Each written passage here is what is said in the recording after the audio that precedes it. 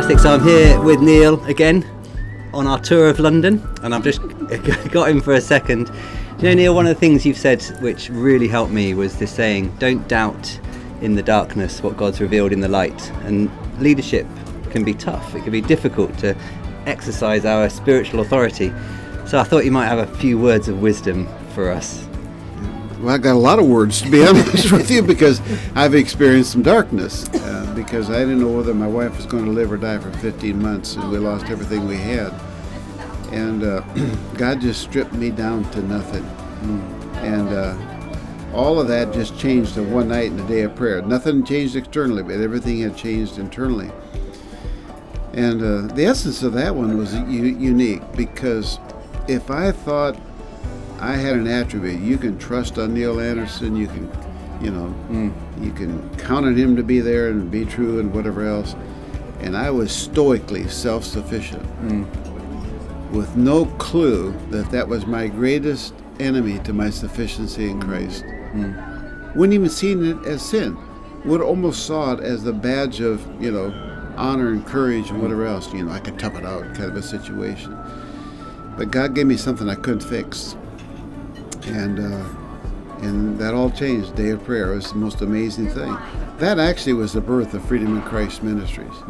Every book I wrote was after that. Every tape I recorded was all after that. I wasn't any smarter. I was just more dependent. And the point of that whole thing was what we used to call just brokenness. And bringing me to the end of my resources so I could discover His. It's the darkest before the dawn. It's like God can drop you in a funnel, and when you think it really was dark, then you hit the narrow part. Or another way to look at it is he'll kind of stretch you through a knothole, and right before you rip in half, boing, you go out the other side. But you don't go back to the same shape you were before. And you say, why would God take you through something difficult like that? It's if you think you can do it, God will let you do it. Until one day you say, but I can't. Right. Thank you. You're in the right place now. Going into full-time ministry, if you're really serious, it is going to have some testing times like that. But the key to all of that is that you never doubt in darkness what God has shown you in light. You keep on walking in light of previous revelation. That's what gets you through it. That's what sustains you. Don't compromise. Don't give in to something else. Don't light your own fire. I mean, that's the other alternative. So I'll find my way out of this. And you probably can find some way out, but it's not the way out God wanted for you to have. So actually, if you think about it, all sin is an attempt to get man to live his life independent of God. That's actually what's at the heart. It isn't the apple pie or the chocolates. It's just the instruments the devil uses.